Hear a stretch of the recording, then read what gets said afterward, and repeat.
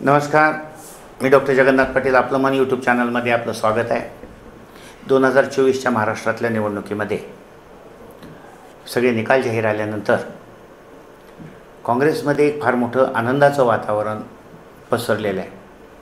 संपूर्ण महाराष्ट्रामध्ये आपण किती मोठ्या प्रमाणात विजयी झालो आणि एक जग जिंकल्याचा आविर्भाव काँग्रेसच्या सगळ्याच लोकांमध्ये, संपूर्ण महाराष्ट्रामध्ये, अगदी महाराष्ट्राचे अध्यक्ष पत्रकार परिषद घेऊन सांगतायत आणि मग सगळे गावागावात आणि जिल्ह्यामध्ये कसं आपण आता अगदी सरकारच्या जवळ आलेलो आहेत.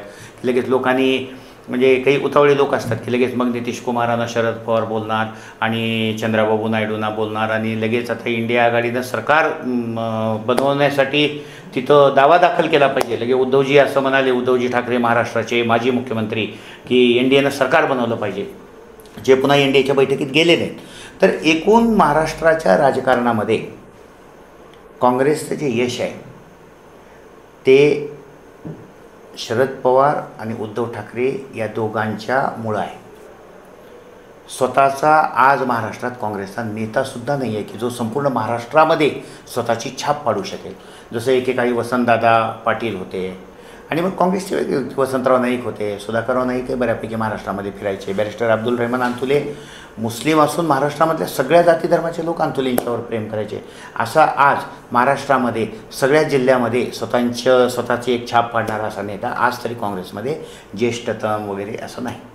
आणि जे लोक आहेत अशा लोकांना काँग्रेसवाल्यांनी बाजूला ठेवलेले आहे. ते एकूणच एक 99 खासदार भारतीय काँग्रेसचे आलेले आहेत. 99 खासदार आल्यानंतर किती उड्या माराव्यात. एकेकाळी 400 पारची जी घोषणा आज भाजपची होती ती राजीव गांधीच्या काळामध्ये, अबकी बार 400 पार त्या काळामध्ये राजीव गांधीच्या काळात निवडून आले होते. 400 पार भारतीय जनता पार्टीचे फक्त त्या काळात 2 खासदार होते. आणि मग अशा काळामध्ये 400 पार झालेल्या काँग्रेसला आज 99 खासदार आल्यानंतर इतक्या आनंदाच्या उकळ्या फुटाव्या याचा अर्थ त्यांची मुळातच क्षमता कमी झाली की काय. म्हणजे अगदी एक छोटी अपेक्षा, म्हणजे केंद्रात स्वतः स्वबळावर सरकार बनवू शकतो वगैरे अशी परिस्थिती आज काँग्रेसची राहिलेली नाही. म्हणजे एकेकाळी 543च्या 543 जागा काँग्रेसने लढवाव्यात अशी विचारधारा असणारी मंडळी होती. मागच्या वेळेस उत्तर प्रदेशमध्ये मुलायम सिंगांच्या पक्षाबरोबर युती न करता त्या ठिकाणी प्रियंका गांधींना प्रभारी नेमून त्या ठिकाणी काँग्रेसनं स्वतःची फसगत करून घेतली.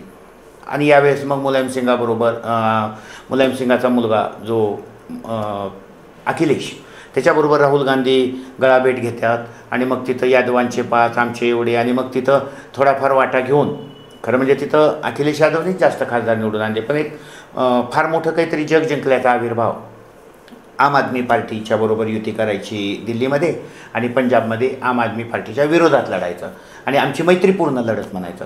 आणि कन्हैया कुमारसारख्या लोकांना दिल्लीमध्ये तिकीट द्यायचं. 2-2, 3-3 लाखाच्या फरकाने हे लोक पडलेले आहेत. म्हणजे उमेदवाराचं चयन योग्य नाही, कसलीही माणसं निवडणुकीला उभं करायची. आणि मग अशा परिस्थितीमध्ये कन्हैया कुमार तर जवळपास 3 लाखांनी पडला. प्रचार करताना लोकांनी त्याला थोबाडीत मारलं. कारण की लोकांना पण अशी माणसं पाहिजे. पक्षाचा विचार हा एक भाग झाला, पण उमेदवाराचं चारित्र्य, उमेदवाराचं कर्तृत्व, उमेदवाराची सभ्यता, उमेदवाराचं शिक्षण या गोष्टी महत्त्वाच्या आहेत. म्हणजे भारतातले लोक कन्हैया कुमारला कधीच निवडून देणार नाहीत अशी परिस्थिती आहे. म्हणजे तुकडे तुकडे गँग म्हणून त्याचं नाव प्रसिद्ध झालेलं आहे. कन्हैया कुमार हा एक म्हणजे अफजल तेरे कातिल जिंदा है, घर घर में अफजल पैदा होगा, तर अशा प्रकारच्या घोषणा देणारे आणि भारताचे तुकडे होईल असं म्हणणारे, आणि मग या लोकांना लोक कसं निवडून देतील. आणि असे उमेदवार काँग्रेसचे अध्यक्ष माननीय राहुल गांधी यांनी कन्हैया कुमारला प्रवक्ता केल्यासारखं तो टी व्हीवर डिबेटवर वगैरे, तर तो जिथं जाईल तिथं गर्दीमध्ये लोक कधी अशी संधी साधून एखादी थोबाडीत देण्याची शक्यता आहे. कारण अशा लोकांना लोक मानत नाहीत. म्हणजे हे बोलके मिट्टू असल्यासारखे लोक आहेत. अशा लोकांच्या प्रभावाखाली खरं म्हणजे राहुल गांधींनी यायला नाही पाहिजे. महाराष्ट्रातही परिस्थिती अशीच आहे. नाना पटोले प्रदेशाध्यक्ष जरी असले तर नाना पटोलेंना काँग्रेसमधल्या प्रस्थापित लोकांनी कधीही प्रदेशाध्यक्ष किंवा ज्येष्ठ नेता म्हणून मान दिलेला नाही. बाळासाहेब थोरात असतील, म्हणजे आता गेले अशोक चव्हाण, पण अशोक चव्हाण असतील, बसवराज पाटील होते, यांना असं वाटायचं की नाना पटोले काल भारतीय जनता पार्टीतून आलेत, आज लगेच विधान परिषदेला सभापती होतात, विधानसभेला, आणि लगेच प्रदेशाध्यक्ष होतात, आणि हे काही महाराष्ट्रामध्ये लगेच आमचे नेते होऊ शकत नाहीत. आणि साहजिक आहे, वर्षानुवर्ष काम करणारे काँग्रेसचे जे लोक आहेत त्यांनी नाना पटोलेंना स्वीकारलं नाही, आणि नाना पटोलेंच्या कुठं काही जाहीर भाषणं आणि जिल्ह्यामध्ये मोठमोठ्या सभा आणि अशी काही परिस्थिती नाही आहे. म्हणजे एकेकाळी वसंतदादा जेव्हा मुख्यमंत्री होते तेव्हा असं लोक सांगतात की परिस्थिती अशी होती की दिल्लीमध्ये विधानसभेची उमेदवारी कुणाला द्यायची असं फक्त एकदा राजीव गांधींनी विचारलं तर वसंतदादा पाटलांनी तिथं बसूनच 248 नावं लिहून दिली. 288 तिथंच बसून. अशी चर्चा त्या काळामध्ये असायची की हे 288 नाव. आजही माझा दावा आहे की असं कुठलाही माणूस नाही या काँग्रेसमध्ये की जो त्या ठिकाणी बसून 288 नावं लिहून देईल की हे काँग्रेसचे उमेदवार आहेत. आणि ही शक्ती पण नाही की मी जबाबदारी घेतो 288 उमेदवार आपण उभं करू किंवा 543 उमेदवार देशात उभं करू, महाराष्ट्रात 288 उभं करू. तर या एकूण परिस्थितीमध्ये महाराष्ट्रामध्ये काँग्रेस फार काही यशस्वी झालेली नाही आहे, आणि याच्यापुढे सुद्धा ती काही फार यशस्वी होण्याची शक्यता नाही. शरद पवार आणि उद्धव ठाकरेंच्या जीवावर आज काँग्रेस ओढली जाते आहे, आणि संपूर्ण याचं नेतृत्व शरद पवारांनी केलेलं आहे.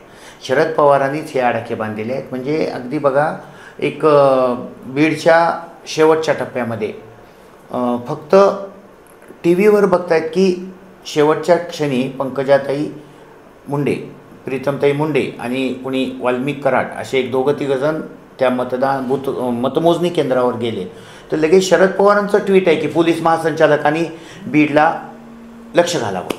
तर इतकी महाराष्ट्रामध्ये गावात मतदारसंघात नजर असलेला तो एक मोठा नेता महाराष्ट्राचा शरद पवार, आणि मग त्यांच्या नेतृत्वाखालीच काँग्रेस आहे. म्हणजे काँग्रेसचं काही स्वतःचं काही वेगळं अस्तित्व महाराष्ट्रामध्ये नाही, आणि त्यामुळं येणाऱ्या विधानसभेला फार काही काँग्रेसला भविष्य नाही, हे 100% सत्य आहे. हा व्हिडिओ आपल्याला जर आवडला तर या व्हिडिओला लाईक करा,